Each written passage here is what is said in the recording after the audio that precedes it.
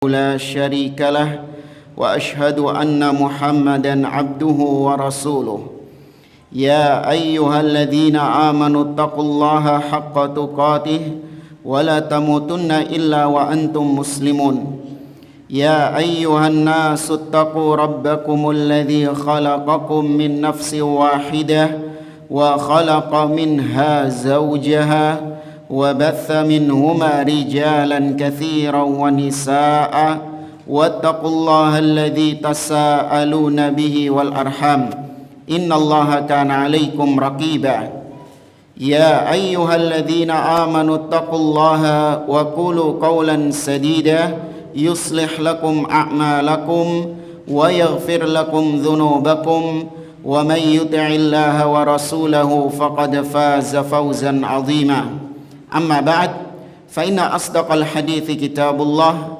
وخير الهدي هدي محمد صلى الله عليه وسلم وشر الأمور محدثاتها وكل محدثة بدعة وكل بدعة ضلالة وكل ضلالة في النار.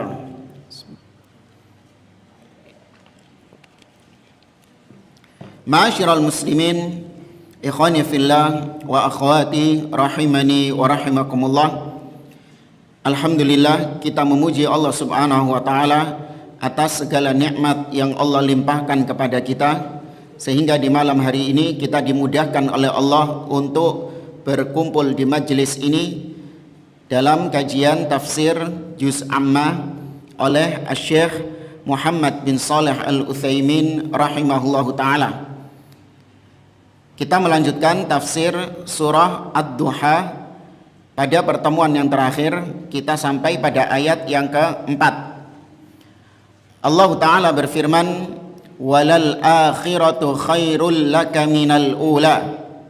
Dan sungguh akhirat itu lebih baik bagimu daripada al-ula, yang awal. Jadi yang akhir itu lebih baik daripada yang awal. Maksudnya yang akhir di sini adalah akhirat, sedangkan yang awal di sini adalah dunia.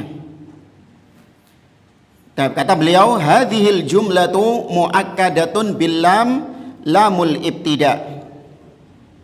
Kalimat ini atau ayat ini itu dikuatkan dengan huruf lam yang ada di depan itu. Walal akhiratu, ya, walal ada huruf lam di situ, itu fungsinya dalam bahasa Arab adalah litakid, untuk menguatkan. Sehingga kalau diterjemahkan ada muncul kata-kata sungguh. Ya, sungguh akhirat, ya, hiyal yaumu alladzi yub'atsu fihi nas. Sedangkan al-akhirah, yang dimaksud dengan al-akhirah, akhirat adalah hari yang di hari itulah manusia semuanya akan dibangkitkan. Wa ya'una ila mathwahum al-akhiri ilal jannati au ilan nar. Dan mereka akan digiring ke tempat mereka masing-masing yang paling akhir, yaitu tempat mereka yang terakhir. Entah ke surga, nas'alullaha min fadli, semoga kita yang termasuk di dalamnya, au ilan nar, atau dia masuk ke dalam neraka. Na'udzubillahi min, ya, kita berlindung kepada Allah dari neraka. Fayaqulullahu li nabiyhi sallallahu alaihi wasallam walal akhiratu khairun laka minal ula. Maka dalam ayat ini Allah berkata kepada nabinya. Jadi arah pembicaraan di dalam surat Ad-Duha ini itu tertuju kepada Nabi sallallahu alaihi wasallam. Wad-duha wal laili idza saja ma wadda'aka. Ya, tidaklah Rabbmu wahai Muhammad itu meninggalkanmu. Mu di sini maksudnya adalah Nabi sallallahu alaihi wasallam. Maka demikian juga dengan ayat ini, walal akhiratu khairun laka. Dan sungguh akhirat itu lebih baik bagimu, yaitu maksudnya bagi Nabi Muhammad sallallahu alaihi wasallam. Dan sudah kita sampaikan, terkadang ada ayat yang tertuju kepada Nabi, tapi itu memang khusus buat Nabi, nggak berlaku buat umatnya. Hukumnya itu memang khusus berlaku buat Nabi SAW. Tapi ada juga ayat yang memang arah pembicaraannya kepada Nabi, tapi itu juga berlaku bagi semua manusia, semua umatnya. Nah, termasuk ayat ini, ya, semua manusia harus meyakini bahwa kehidupan akhirat itu lebih baik daripada kehidupan dunia. Walal akhiratu khairun laka minal ula, ay minad dunya. Ya, al ula itu maksudnya adalah ad-dunya. Wa dzalika li annal akhirata fiha ma la ainun ra'at wala udhunun sami'at wala khatara ala qalbi bashar wa mawdi'u sauti ahadina fil jannati khairun minad dunya wa ma fiha. Kenapa akhirat lebih baik daripada dunia?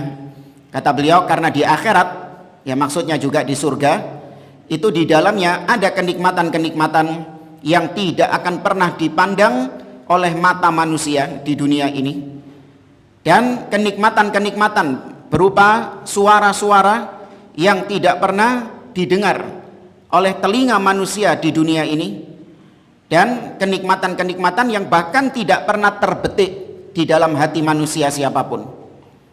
Dan sungguh tempat yang paling kecil di surga itu lebih baik dari dunia dan seisinya.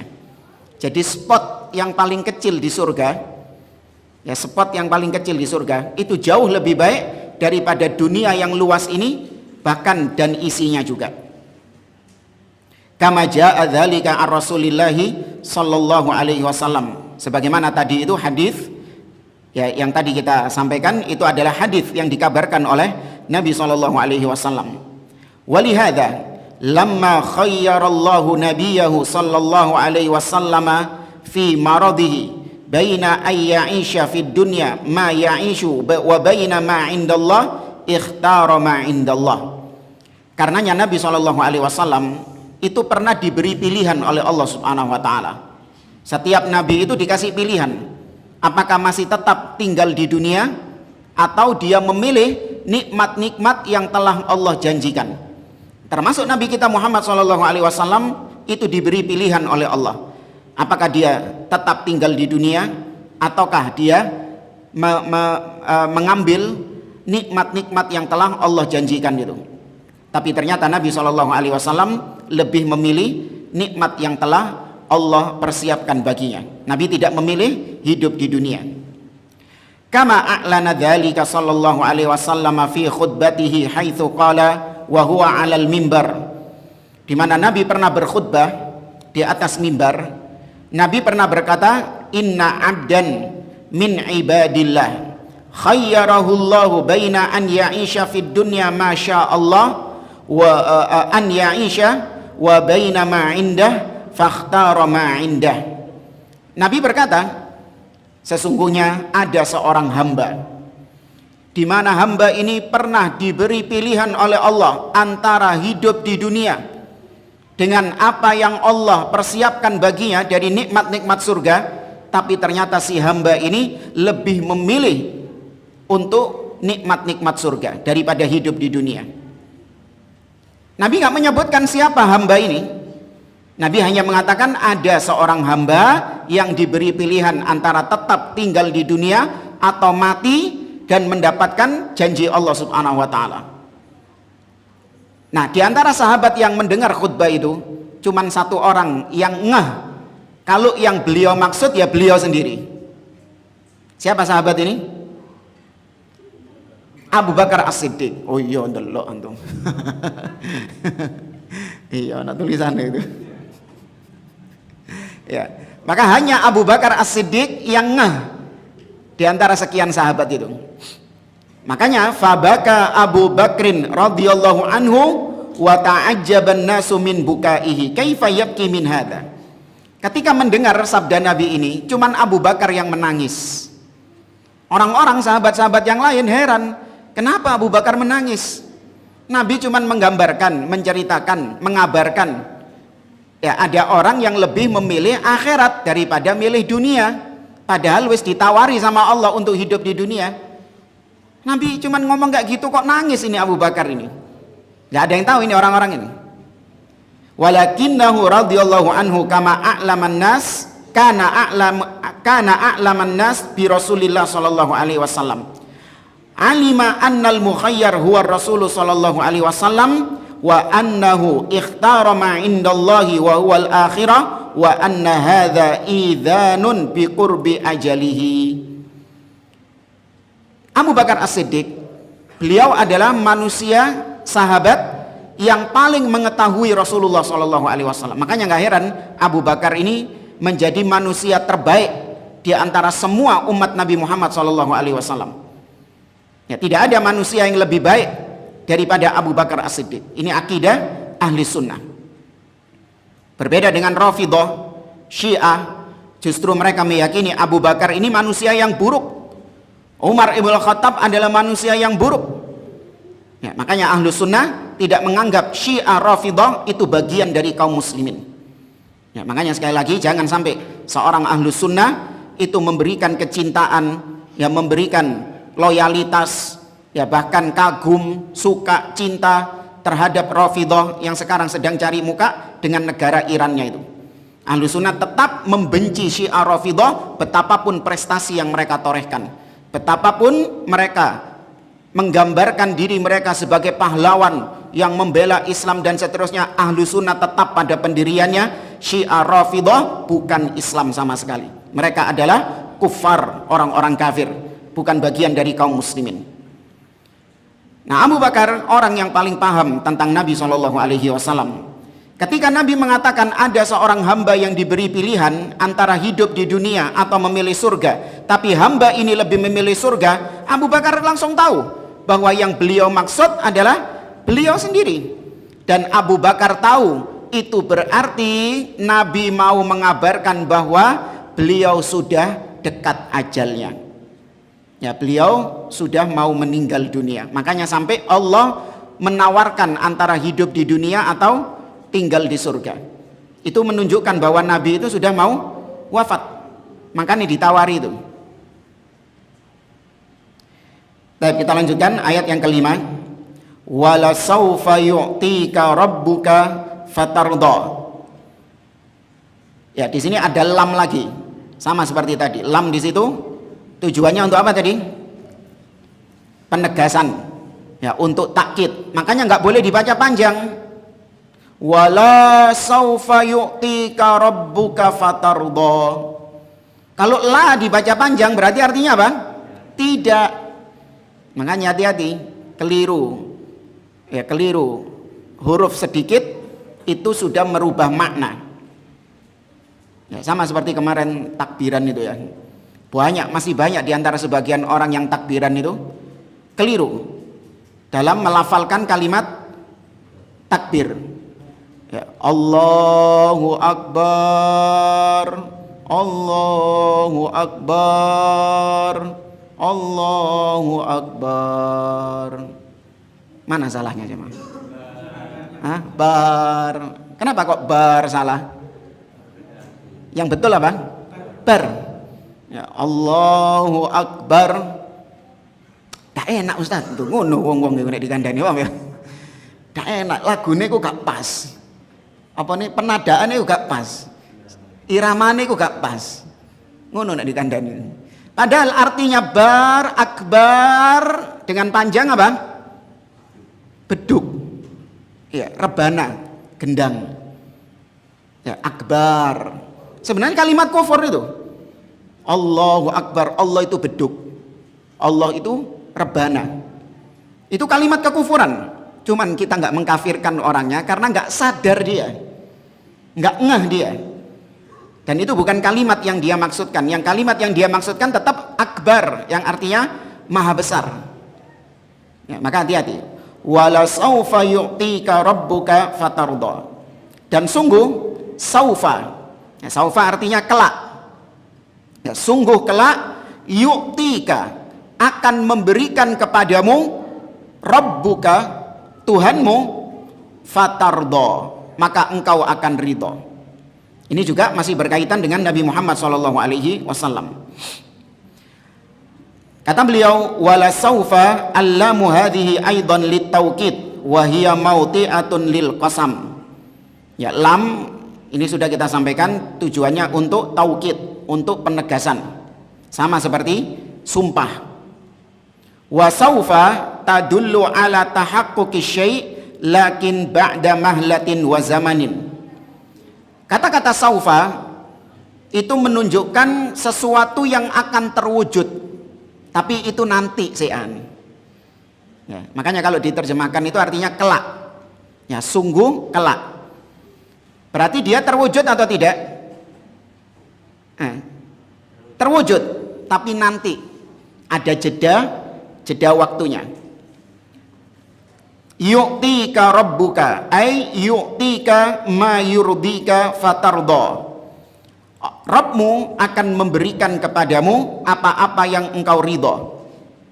Ya, apa-apa yang engkau sukai, wahai Muhammad. Ya, seperti misalnya Allah memberikan kepada Nabi SAW apa yang Nabi sukai. Di antaranya ya, ini cuman sebagai contoh saja, bukan ini satu-satunya. Nabi itu lebih prefer, lebih ridho kalau kiblatnya itu menghadap ke mana? Baitul Maqdis atau Ka'bah? Nabi lebih ridho, lebih memilih kiblatnya itu ke arah mana? Ka'bah. Makanya ketika dulu kiblatnya di Baitul Maqdis, Nabi terus berdoa kepada Allah minta supaya kiblatnya dipindah ke Ka'bah. Kenapa? Iya, untuk menyelisihi ahlul kitab, al-Yahud.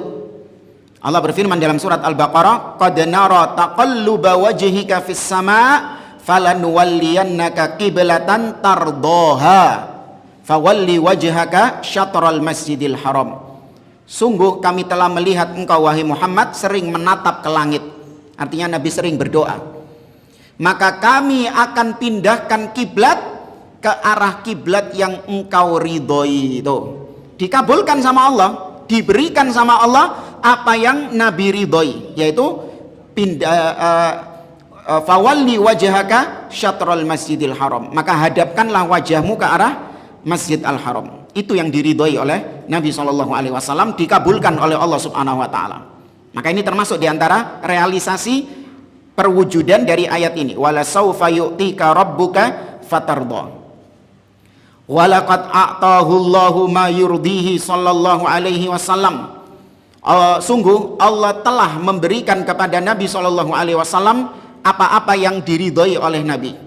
Fa innallaha ta'ala yab'atsuhu yaumal qiyamah maqaman mahmudan yahmaduhu fihil awwalun wal akhirun hatta al anbiya wa ulul azmi minar rusul la yastati'una al wusula ila ma wasala ilaihi. Di dunia Allah sudah memberikan kepada Nabi apa-apa yang diridhoi oleh Nabi. Di akhirat sama, Allah memberikan kepada Nabi apa-apa yang diridhoi oleh Nabi, yaitu Allah kelak akan bangkitkan Nabi SAW dan Allah berikan kepada beliau maqaman mahmuda, kedudukan yang terpuji, ya, kedudukan yang paling mulia yang tidak ada satupun manusia di akhirat yang mencapai kedudukan itu. Bahkan para nabi dan rasul, bahkan ulul azmi dari kalangan para rasul. Siapa ulul azmi tadi? Nuh, Ibrahim, Musa, Isa. Ya, rasul-rasul yang mulia ini tidak mampu, tidak bisa mencapai kedudukan maqaman mahmuda tadi, kedudukan yang terpuji itu. Sebagaimana Allah berfirman dalam surat Al-Isra, ya, wa minal laili fatahajjat bihi nafilatan lak asa ayyab'atsaka rabbuka maqaman mahmuda. Ya, maqaman mahmuda ini itu ditafsirkan oleh para ulama yaitu dengan asy-syafa'atul uzma, syafaat yang agung, yang menunjukkan betapa Nabi kedudukannya pada hari kiamat itu sangatlah tinggi, sangatlah terpuji. Tahu syafaat, asy-syafa'atul uzma, syafaat yang agung itu maksudnya apa?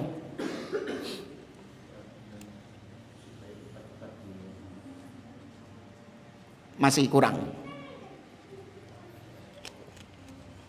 Yaitu kisah ketika manusia di padang mahsyar mendatangi siapa? Nabi Adam. Meminta kepada Nabi Adam agar Nabi Adam memohon kepada Allah untuk segera diputuskan perkara mereka. Nabi Adam menolak. Maka Nabi Adam menyuruh mereka untuk pergi ke Nuh. Maka mereka datang Nabi Nuh. Kemudian Nabi Nuh mengatakan bahwasanya dia nggak mampu, nggak bisa. Maka disuruh ke Nabi Ibrahim. Nabi Ibrahim menolak, disuruh ke Nabi Musa. Nabi Musa menolak, disuruh ke Nabi Isa. Nabi Isa menolak, disuruh ke Nabi Muhammad SAW. Maka Nabi pun akhirnya sujud kepada Allah, meminta kepada Allah. Maka Allah kemudian mengatakan, irfa' ra'sak wasal tu'ta washfa' tushaffa'. Wahai Muhammad, angkat kepalamu, mintalah kau akan diberi, dan memohonlah syafaat, kau akan diberi syafaat. Nah, ini yang bisa cuman siapa? Nabi Muhammad SAW. Ya, Allah jadikan seperti itu untuk menampakkan kepada manusia tentang keagungan Nabi Muhammad SAW. Ya. Maka maqaman mahmudan ini hanya dicapai oleh Nabi SAW. Nah, di antara kekufuran kelompok Syiah Rafidhah, seperti yang diucapkan oleh tokoh mereka yang bernama Al-Khumaini. Ya, Al-Khumaini ini bukan yang kemarin modar itu, bukan. Yang sebelumnya. Ya, yang sebelumnya, yang awal revolusi, iya. Revolusi Iran itu. Dia punya kitab namanya Al-Hukumah Al-Islamiyah. Di dalam kitab tersebut dia mengucapkan, wa inna min daruriyati madhabina anna li a'immatina maqaman la yablughuhu malakun muqarrabun wala nabiyyun mursalun. Dan di antara hal yang darurat, maksudnya darurat di sini hal yang sangat penting, urgent di dalam madhab kami, yaitu madhab Syiah, bahwasanya imam-imam kami itu punya kedudukan, maqaman, punya maqam, kedudukan yang tidak akan bisa dicapai oleh nabi yang diutus ataupun malaikat yang dekat dengan Allah Azza wa Jalla. Jadi semua nabi nggak ada yang bisa mencapai makomnya imam-imam mereka. Dan itu akidah mereka sebelum-sebelumnya memang demikian. Di mana mereka lebih meyakini Ali bin Abi Thalib lebih mulia daripada Nabi Muhammad SAW. Gitu tak katanya masih Islam. Ya, jangan kita membeda-bedakan antara Ahlus Sunnah dengan Syiah. Kita sama-sama Islam, musuh kita bersama adalah Yahudi. Jangan menimbulkan perpecahan dengan mengungkit-ungkit perbedaan Syiah dengan Ahlus Sunnah. Maka kita jawab, justru sekarang ini waktu yang tepat untuk mengungkit-ungkit perbedaan Ahlus Sunnah dan Syiah, agar kaum muslimin yang awam tidak tertipu dengan kesesatannya Syiah Rafidhah. Ya, musuh kita iya Yahudi, itu musuh yang nyata. Ada musuh yang nggak nyata, musuh dalam selimut. Itu yang lebih apa? Lebih berbahaya. Ya, bahkan tidak berlebihan kalau ulama mengatakan Rafidhah lebih jahat, lebih buruk, lebih busuk daripada Yahudi itu sendiri. Lebih kejam daripada Yahudi sendiri. Sejarah membuktikan hal itu. Cuman ini orang-orang FOMO ini. Apa FOMO itu? Iya, baru-baru, orang-orang yang baru-baru, wah, modal semangat dok. Nggak paham tentang bagaimana sejarah kelam Syiah Rafidhah. Yahudi, sebejat-bejatnya Yahudi, nggak pernah membunuh jamaah haji yang sedang tawaf di Ka'bah. Nggak pernah mencongkel Hajar Aswad dari Ka'bah. Nggak pernah menantang Allah Subhanahu wa Ta'ala, aina ababil, mana burung-burung ababil itu. Ini semua pernah dilakukan oleh Rafidhah. Ketika dulu mereka punya daulah, namanya daulah apa? Fatimiyah. Tuh, baca sejarah abad ke-5, abad ke-6, mereka punya daulah namanya daulah Fatimiyah, membunuh jamaah haji yang sedang tawaf di Ka'bah dan melempar jenazahnya ke sumur Zam-Zam. Tahu Yahudi kok ngono? Pernah Yahudi mencatat sejarah kayak gitu? Nggak pernah. Syiah Rafidhah pernah. Ya, maka jangan ada kecintaan, jangan ada pembelaan kepada Syiah Rafidhah. Tetap kita meyakini akan kekufuran mereka, kesesatan mereka. Mereka bukan Islam sama sekali.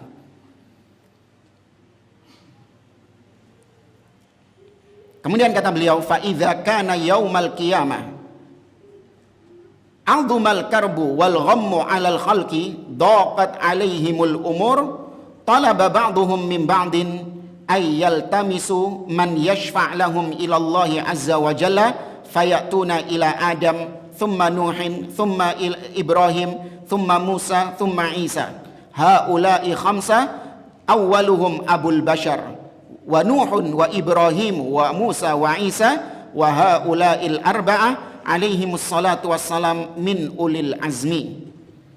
Ini sudah kita kisahkan ya. Pada hari kiamat kelak, manusia itu dalam keadaan yang gundah gulana. Ya, mereka ini ditimpa kebingungan. Apakah mereka ini menjadi orang-orang yang bahagia masuk ke dalam surga, ataukah mereka ini menjadi orang yang sengsara dimasukkan ke dalam neraka?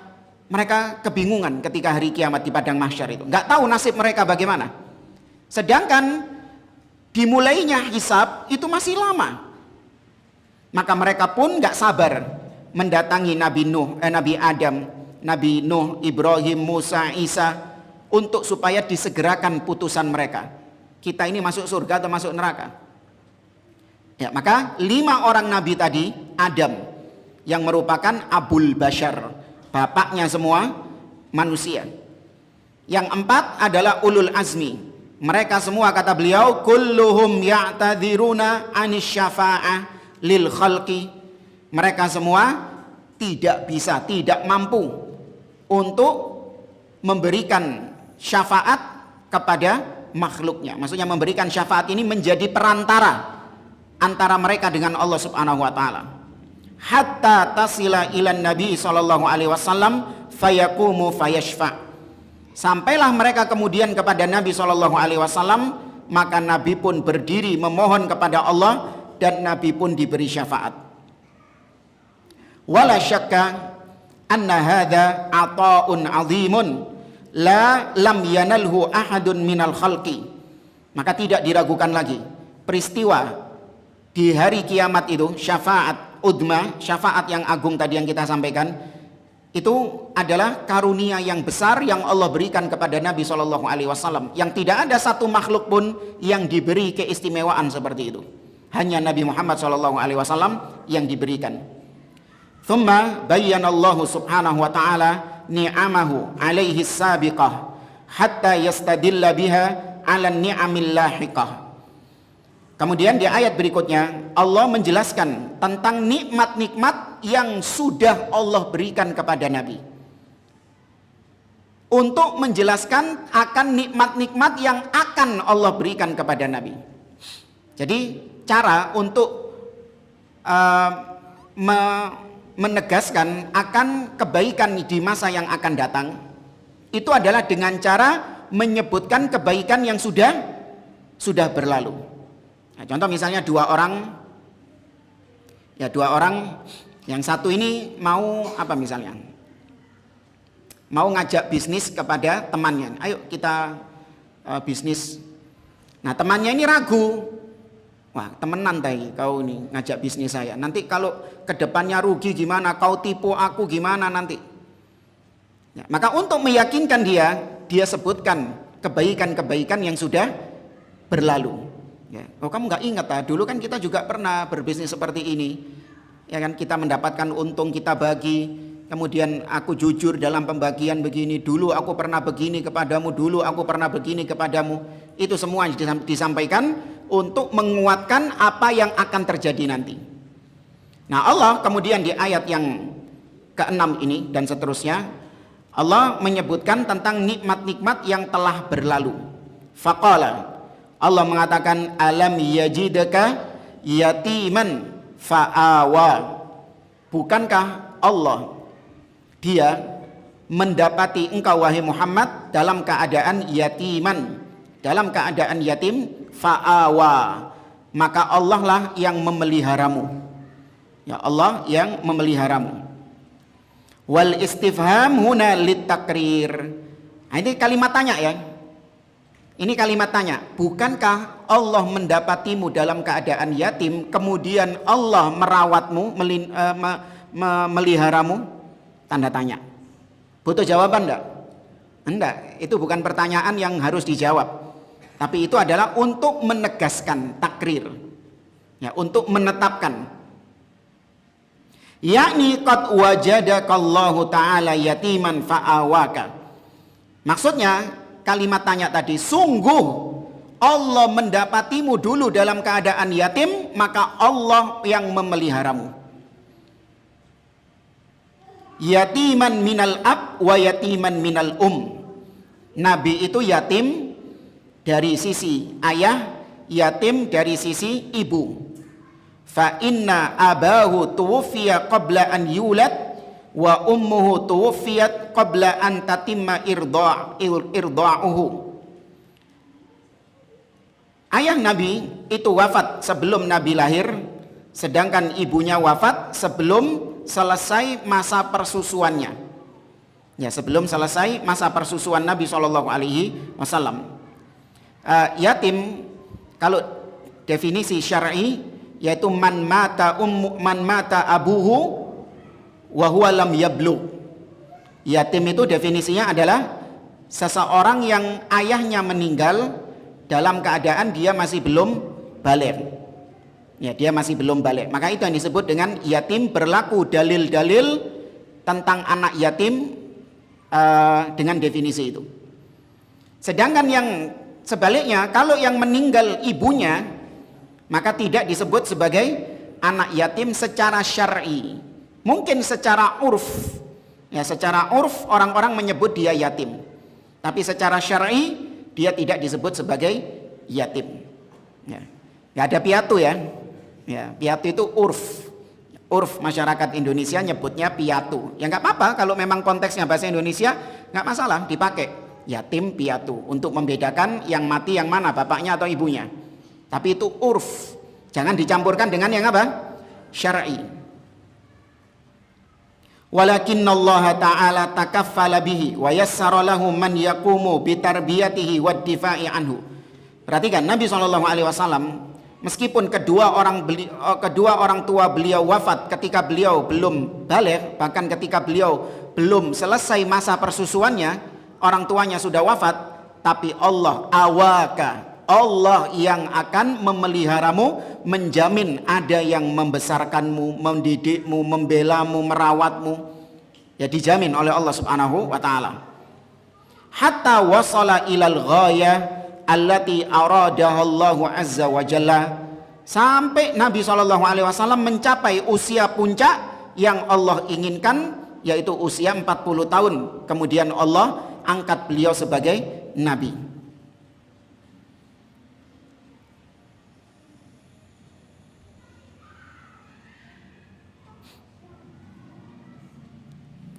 Kemudian di sini beliau menjelaskan dari sisi bahasa ya.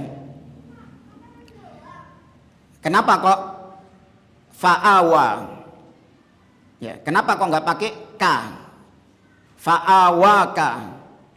Harusnya kan memeliharamu. Paham nggak maksudnya? Jadi kok dibiarkan kata kerjanya ngambang, nggak pakai objek. Kalau Anda lihat dari awal ayat, alam yajid ka. Tidakkah Allah mendapatimu? Nah, kan ada objeknya. Yatiman, dalam keadaan yatim. Fa'awa, maka Allah memelihara. Loh, munen di munen. Sopo sing dipiara iki? Nah, harusnya ada huruf K di situ. Fa'awaka, Allah yang memeliharamu. Nah, ini kenapa kok nggak ada huruf K? Maka kata beliau, sebab yang pertama adalah untuk supaya cocok dengan akhir ayat-ayat yang lain. Karena akhir ayat-ayat yang lain itu a semua. Wadduha wallaili idza saja ma wadda'aka rabbuka wa ma qala walal akhiratu khairun laka minal ula. Nah, kalau ini pakai ka enak. Wala saufa yu'tika rabbuka fatarda alam yajidka yatiman fa'awaka. Ya kan? Enggak sesuai dengan konco-konco ayat-ayat yang lain. Ini sebab yang pertama. Sebab yang kedua yaitu seandainya ada huruf K di situ, fa'awaka, maka itu menjadi khusus hanya untuk Nabi saja. Sedangkan perlindungan Allah, pemeliharaan Allah, apakah Allah cuma memelihara Nabi saja? Sing diramut ini apakah cuma Nabi tok? Enggak, umum. Semua makhluk Allah Subhanahu wa taala dipelihara sama Allah Subhanahu wa taala. Makanya tidak disebutkan objeknya. Kalau nggak disebutkan objeknya, itu berarti lebih umum. Ya, kalau nggak disebutkan objeknya, itu berarti menunjukkan lebih luas lagi. Paham ya, ya? Contoh misalnya, Allah tidak menyebutkan balasan secara umum, secara khusus. Seperti innama yuwaffas sabiruna ajrahum bighairi hisab. Sesungguhnya Allah, orang-orang yang bersabar itu akan diberikan pahala tanpa batas. Nggak disebutkan apa bentuknya. Berarti itu menunjukkan lebih luas. Ya, itu kaidahnya dalam bahasa Arab. Kurang berapa ini?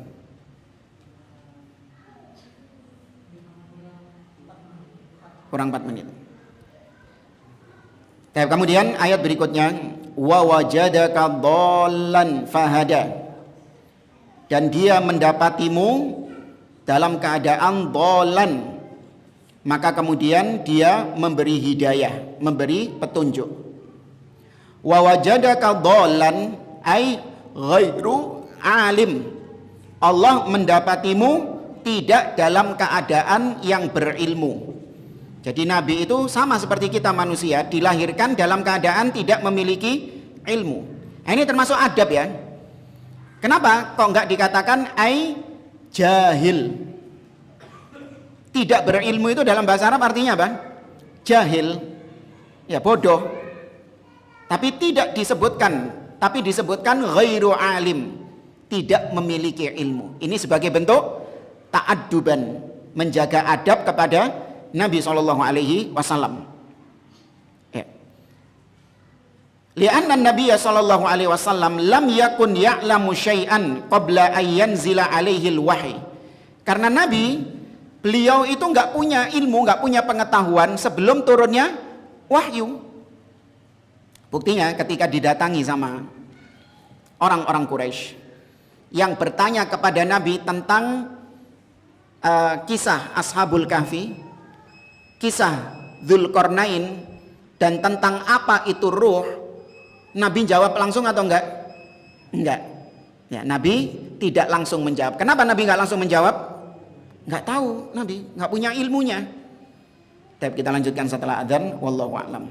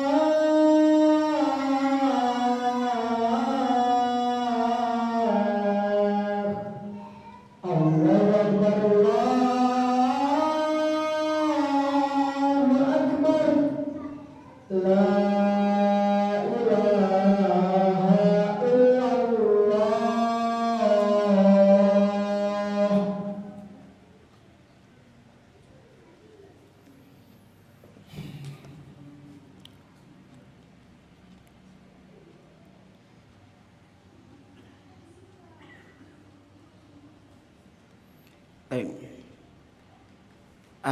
Tadi kita sampaikan bahwa Nabi SAW ketika didatangi oleh orang-orang Quraisy untuk menguji Nabi, apakah Nabi itu betul utusan Allah atau tidak, maka mereka bertanya kepada orang-orang Yahudi yang ada di Madinah, bagaimana sih kita bisa membuktikan seseorang itu adalah Nabi atau dia cuman akon-akon? Maka sama orang Yahudi dikasih 3 pertanyaan. Tanyakan kepada Nabi tersebut. Kalau dia bisa menjawabnya, maka dia adalah betul-betul Nabi yang diutus.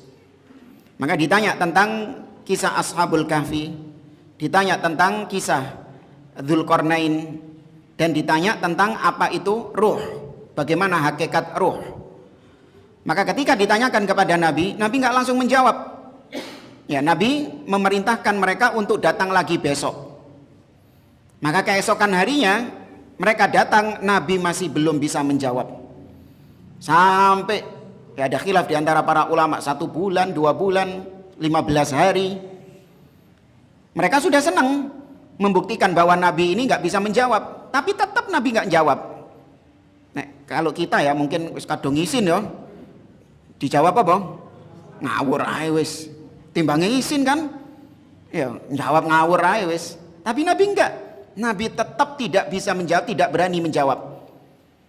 Maka kemudian baru turun firman Allah surat Al-Kahfi menjelaskan tentang jawaban itu. Sekaligus teguran kepada Nabi SAW karena Nabi tidak apa? Tidak mengatakan insya Allah. Allah mengatakan wala taqulanna li syai'in inni fa'ilun dzalika ghadan illa ay yasha Allah. Dan janganlah kau mengatakan bahwa aku akan mengerjakan ini besok kecuali dengan ucapan jika Allah menghendakinya. Nabi nggak mengucapkan insya Allah itu. Ya, maka akhirnya Nabi baru menjawabnya. Maka di sini menunjukkan sebelum Nabi mendapatkan wahyu itu, maka Nabi tidak tahu. Nah, ini yang dimaksud ayat ini. Nabi tidak tahu sampai Allah turunkan wahyu. Maka Nabi itu sama seperti manusia yang lain. Beliau secara asal tidak mengetahui. Kemudian beliau mendapatkan wahyu, baru Nabi tahu. Kenapa ini perlu kita sampaikan? Agar tidak ada yang meyakini Nabi itu dari awal memang sudah tahu. Nabi itu memang sifatnya itu tahu. Bahkan katanya Nabi itu tahu segala sesuatu sebelum diturunkannya wahyu. Ini kufur. Karena yang mengetahui segala sesuatu cuman siapa?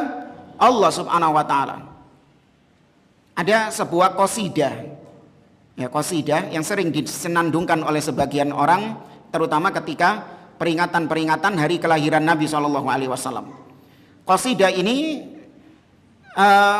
dikatakan memuji Nabi, tapi pujiannya itu hulu, berlebih-lebihan kepada Nabi SAW. Ya, qasidahnya namanya qasidah burdah, bukan roti ya, bukan roti burdah enak. Ya, ini qasidah burdah. Dikarang oleh Al-Busiri.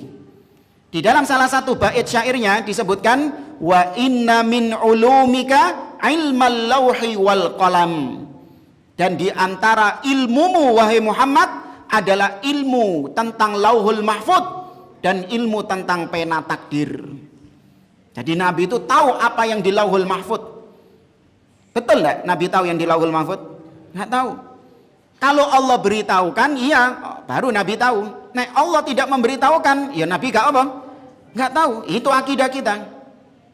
Dan itu bukan pelecehan, penghinaan kepada Nabi SAW. Memang demikian faktanya. Ya, diantara dalilnya ini, wa wajadaka dolan. Allah mendapatimu wahai Muhammad dolan, tidak memiliki ilmu, tidak mengetahui. Fahada, baru Allah berikan hidayah, petunjuk, Allah berikan ilmu.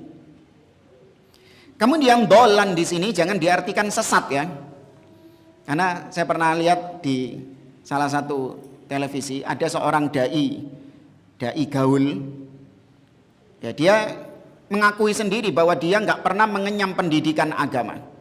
Dia belajar otodidak. Ya, dia belajar otodidak. Dai gaul. Ya, kalau ceramah pakai kaos, ya kan, pakai jin, ya kan, kemudian pakai apa, kupluk sing koyok arek-arek munggah gunung itu loh. Eger ta apa iku. Ya. Ya bacaan potongan arek enom gitu. Dia mengatakan bahwa Muhammad itu sesat dulunya. Ya, apa dalilnya ini? Wa wajadaka dhallan fahada. Muhammad itu sesat. Ada sampai sekarang potongan videonya di YouTube itu. Maka ini luar biasa. Kalau kita mau ekstrim, maka ini ucapan yang kufur seharusnya. Karena bentuk istihza, pelecehan kepada Nabi SAW. Namun tidak kita kafirkan karena memang orangnya jahil. Dia sendiri yang mengakui bahwasanya dia ini memang secara asal nggak pernah mengenyam pendidikan agama sama sekali. Hanya otodidak, suka baca ini, suka baca ini. Kemudian tahu-tahu tampil ngustad, ya, dan payu gitu loh. Orang-orang awam kan gitu, yang penting wah casingnya, pembawaannya, nggak dilihat bagaimana keilmuannya. Dan maka jangan diartikan dolan di sini itu sesat. Karena kalau Nabi itu sesat berarti Nabi dulunya pernah nyembah berhala, Nabi dulunya nyembah matahari, Nabi dulunya nyembah jin, syirik. Enggak. Nabi seumur hidupnya tidak pernah berbuat syirik kepada Allah Subhanahu wa taala. Li'anna Nabiy sallallahu alaihi wasallam lam yakun ya'lam syai'an qabla an yanzila alaihi al-wahyi. Kama qala ta'ala wa 'allamaka ma lam takun ta'lam. Allah berfirman dalam surat An-Nisa ayat 113, dan Allah mengajarkan kepadamu apa-apa yang sebelumnya tidak kau ketahui wahai Muhammad. Allah yang mengajarkannya. Wa qala, dan Allah juga berfirman, wa ma kunta tatlu min qablihi min kitabin wa la takhutuhu bi yaminik idzal lartabal mubtilun. Dan engkau wahai Muhammad tidak pernah membaca kitab sebelumnya, dan engkau tidak pernah menulis kitab sebelumnya. Nabi nggak bisa baca tulis. Ya, Nabi nggak bisa baca tulis. Ini juga bukan penghinaan kepada Nabi, tapi justru ini adalah bukti bahwa Nabi adalah benar-benar utusan Allah. Karena ilmu yang Nabi dapatkan murni dari siapa? Allah. Seandainya Nabi suka baca, ya Nabi itu suka baca ini, rajin membaca, maka ketika Nabi menyampaikan Al-Quran akan ada tuduhan, oh iya ini hasilnya Nabi membaca ini. Ya, Nabi nggak pernah membaca, bahkan Nabi nggak bisa membaca. Tapi tahu dari mana Nabi SAW kisah tentang nabi-nabi terdahulu? Nggak ada Google ya zaman itu ya, nggak ada AI juga di zaman itu, sehingga tidak diragukan lagi bahwa Nabi bisa tahu tentang itu semua dari Allah, wahyu dari Allah. Berarti beliau adalah benar-benar Rasul, utusan Allah Subhanahu wa taala. Wallahu a'lam, kita cukupkan. Subhanakallahumma bihamdik, asyhadu an la ilaha illa anta, astaghfiruka wa atubu ilaik. Wassalamualaikum warahmatullahi wabarakatuh.